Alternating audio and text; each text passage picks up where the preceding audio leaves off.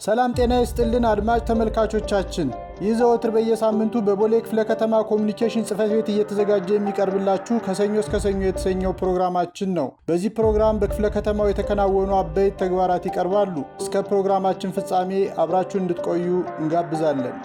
የቦሌ ክፍለ ከተማ የ2018 የመምህራንና ተማሪዎች ስፖርት ሊግ ውድድር ተጠናቀቀ። በክፍለ ከተማው በሚገኙ 24 የመጀመሪያ ደረጃና 16 ሁለተኛ ደረጃ የመንግስትና የግል ትምህርት ቤቶች መካከል ከታህሳስ 16 2018 ጀምሮ የትምህርት ቤቶች ስፖርት ሊግ ውድድርን ባህል በማድረግ በአካሉ ብቁና በአእምሮ ንቁ ትውልድ ለሀገር ብልጽግና በሚል መሪ ሀሳብ በ7 የስፖርት አይነቶች ሲካሄድ የቆየ የመምህራንና የተማሪዎች ስፖርታዊ ውድድር ተጠናቋል። በመርሃ ግብሩ ላይ የተገኙት የዕለቱ የክብር እንግዳ የቦሌ ክፍለ ከተማ አስተዳደር ዋና ስራ አስፈጻሚ ዶክተር እሸቱ ለማ እንደተናገሩት ከለውጡ ማግስት በክፍለ ከተማው የትምህርት ተቋማትን በማዘመን ስፖርትን ለማስፋፋት በርካታ የስፖርት ማዘውተሪያ ስፍራዎች መገንባታቸውን ገልጸው ወንድማማችነትና እህትማማችነትን በማጠናከር ብቁና ንቁ ዜጋን ለማፍራት ትምህርት ቤቶችን ጨምሮ በሁሉም ቦታ ስፖርትን በመደገፍ የሀገራችንን ሁለንተናዊ ብልጽግና ለማረጋገጥ ትኩረት ሰጥቶ መስራት እንደሚያስፈልግ አስገንዝበዋል።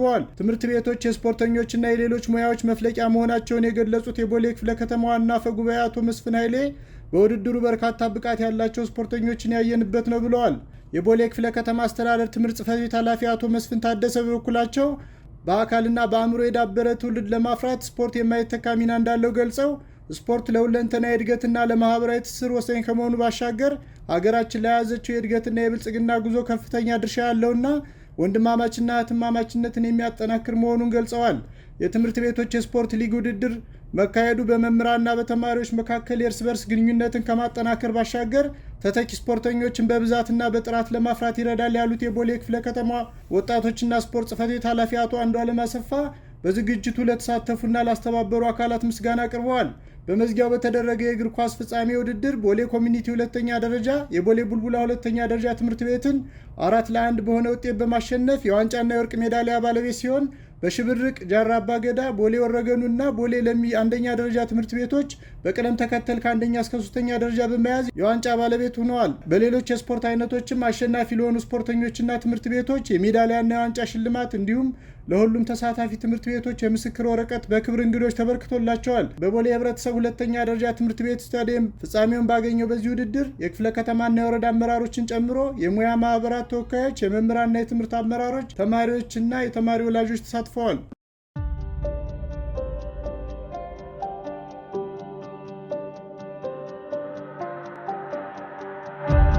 ህገወጥ የሰዎች ዝውውርን እንከላከል በሚል መሪ ቃል የቦሌና የካ ክፍለ ከተማ አስተዳደር ፍትህ ጽሕፈት ቤቶች በጋራ የአደባባይ ግንዛቤ ማስጨበጫ መድረክ አካሄዱ። በመገናኛ አደባባይ በተካሄደው የግንዛቤ ማስጨበጫ መድረክ ላይ በክብር እንግድነት የተገኙት የቦሌ ክፍለ ከተማ አስተዳደር ምክትል ዋና ስራ አስፈጻሚና የስራና ክህሎት ጽሕፈት ቤት ኃላፊ ወይዘሮ ኢየሩሳሌም አሰፋ ባደረጉት ንግግር ህገወጥ የሰዎች ዝውውር ዘርፈ ብዙ ችግሮችን የሚያስከትል በተለይም የዜጎችን ደህንነት በከፍተኛ ደረጃ አደጋ ላይ የሚጥል ድርጊት መሆኑን አውስተው ይህንን ህገወጥ ተግባር ለመከላከል የመንግስትና የማህበረሰቡ የጋራ ርብርብ ወሳኝ መሆኑን አመላክተዋል። የህገወጥ ስደትን አስከፊነት አስመልክቶ ለህብረተሰቡ ግንዛቤ መፍጠር ህገወጥነትን ለመታገል ጉልህ ሚና እንደሚጫወት የተናገሩት ምክትል ዋና ስራ አስፈጻሚዋ የቦሌና የካ ክፍለ ከተማ አስተዳደር ፍትህ ጽሕፈት ቤቶች ያዘጋጁት የአደባባይ ግንዛቤ ማስጨበጫ መድረክም ይህንን ግብ ለማሳካት ከሚደረጉ እንቅስቃሴዎች አንዱ መሆኑን በመግለጽ መላው ህብረተሰብ ህገወጥ የሰዎች ዝውውርን ለመከላከል በሚደረገው ጥረት የድርሻውን ሚና ሊጫወት እንደሚገባ አክለው አስገንዝበዋል። የቦሌ ክፍለ ከተማ አስተዳደር ፍትህ ጽሕፈት ቤት ኃላፊ አቶ ሙሉቀን አዲሱ በበኩላቸው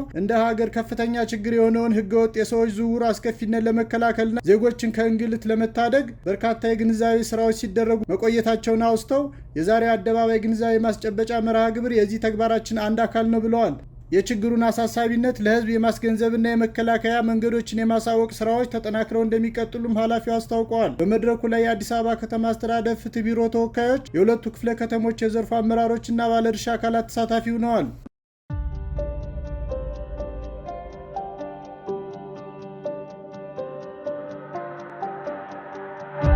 አገልግሎት አሰጣጥ ስርዓቱን ይበልጥ ዘመናዊና ቀልጣፋ በማድረግ የህዝብ እርካታን ማሳደግ እንደሚገባ ተገለጸ። የቦሌ ክፍለ ከተማ አስተዳደር ፐብሊክ ሰርቪስ እና የሰው ሀብት ልማት ጽሕፈት ቤት የክፍለ ከተማና የ11ዱም ወረዳ አስተዳደር የዘርፉ አመራሮችና ፑል አስተባባሪዎች፣ የጤና ጣቢያና የትምህርት ቤቶች የሰው ሀብት ቡድን መሪዎች እንዲሁም ባለድርሻ አካላት በተገኙበት የ2018 በጀት ዓመት የ6 ወራት ስራ አፈጻጸም ግምገማ አካሂደዋል። ጽሕፈት ቤቱ በ2018 በጀት ዓመት ባለፉት 6 ወራት የተቋማትን አገልግሎት አሰጣጥ ለማሻሻል በተለይ ምቹ የስራ አካባቢ በመፍጠር የአንድ ማዕከል አገልግሎትን በማጠናከር የቴክኖሎጂ አጠቃቀምን በማሻሻል የተጠያቂነት ስርዓትን በማስፈን ረገድ በርካታ ስራዎች ማከናወኑን በቀረበው ሪፖርት ተመላክቷል። የቦሌ ክፍለ ከተማ ፐብሊክ ሰርቪስና የሰው ሀብት ልማት ጽሕፈት ቤት ኃላፊ አቶ ሀብቱ ብርሃኑ እንደተናገሩት በግማሽ ዓመቱ አገልግሎት አሰጣጡን ቀልጣፋ፣ ግልጽና ፈጣን ለማድረግ በርካታ ተግባራት መከናወናቸውን ገልጸው በቀጣይ ቀሪ ወራትም ተግባራትን በተቀመጠው አገልግሎት ስታንዳርድ መሰረት በመፈጸም የህብረተሰቡን እርካታ ለማሻሻል ሁሉም ባለድርሻ አካል ሚናውን መወጣት እንዳለበት አስገንዝበዋል። የቦሌ ክፍለ ከተማ ፐብሊክ ሰርቪስና የሰው ሀብት ልማት ፑል የአስተዳደርና ፋይናንስ ኃላፊ ወይዘሮ ሌላ ከማል በበኩላቸው ባለፉት 6 ወራት በግዢ፣ በሰው ሀብት፣ በፋይናንስ አጠቃቀም እንዲሁም ከንብረት አያያዝና አጠቃቀም ጋር በተያያዘ ከጊዜ ወደ ጊዜ መሻሻሎች አሉ መሆኑን ገልጸው በቀጣይ ቀሪ ወራትም ተቋማዊ አቅምን በማዳበር የተሻለ ውጤት ለማስመዝገብ ሁሉም አካል ኃላፊነቱን በአግባቡ መወጣት አለበት ብለዋል። ተሳታፊዎችን በሰጡት አስተያየት ከዝግጅት ምዕራፍ ጀምሮ በዘርፉ የተሰሩ የመልካም አስተዳደርና የሪፎርም ስራዎች አገልግሎት አሰጣጡን በማሻሻል ውጤታማ ማድረግ መቻሉን ጠቁመው በቀሪ ወራትም አገልግሎት አሰጣጡን ይበልጥ ምቹና ቀልጣፋ እንዲሆን ትኩረት ሰጠው እንደሚሰሩ አረጋግጠዋል። በመጨረሻም በአዲስ ሞሰብ የአንድ ማዕከል አገልግሎት ቦሌ ቅርንጫፍ ጉብኝት ተካሂደዋል።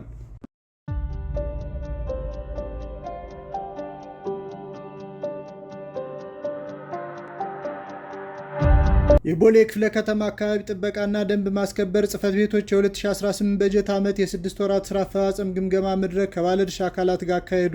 የክፍለ ከተማው የአካባቢ ጥበቃና ደንብ ማስከበር ጽሕፈት ቤቶች በጋራ በ2018 በጀት ዓመት የ6 ወራት የስራ አፈጻጸማቸውን ከ11ዱም ወረዳዎች ከተውጣጡ የዘርፉ አመራሮችና ባለሙያዎች እንዲሁም ባለድርሻ አካላት ጋር በተሳተፉበት የግምገማ መድረክ ያካሄዱ ሲሆን በመድረኩ የሁለቱም ጽሕፈት ቤቶች በግማሽ ዓመቱ ያከናወኗቸው ተግባራት ሪፖርት በዝርዝር ቀርቦ ውይይት ተካሂዶበታል።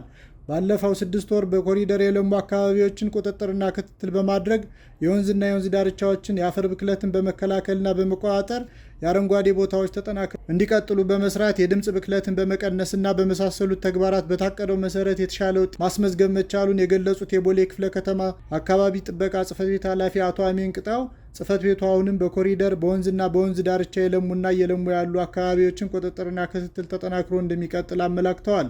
የቦሌ ክፍለ ከተማ አስተዳደር ደንብ ማስከበር ጽሕፈት ቤት ኃላፊ ኮማንደር አስፋይሽ ዳኛ በበኩላቸው ባለፉት 6 ወራት የደንብ ጥሰቶችን ከመከላከል አንጻር ሰፊ ስራ መሰራቱን፣ ህገወጥ ተግባራትን ከመከላከል የጎዳና ንግድ፣ ህገወጥ ንግድ፣ የፍሳሽ አወጋገድ፣ ህገወጥ የእንስሳት እርድ፣ ማስታወቂያና የመሬት ወረራ ከመከላከል እንዲሁም የኮሪደር ልማት ስራዎችን ከመጠበቅ አንጻር ሰፊ የግንዛቤ ስራዎችን በመስራት የደንብ ጥሰት የፈጸሙ አካላት ላይ እርምት በመውሰድ አመርቂ ውጤት እንደተመዘገበ ገልጸው በቀሪ ወራትም የተሰሩ መልካም ተግባራትን በማስቀጠል ያልተሰሩት ላይ ትኩረት ተደርጎ እንደሚሰራ አስገንዝበዋል።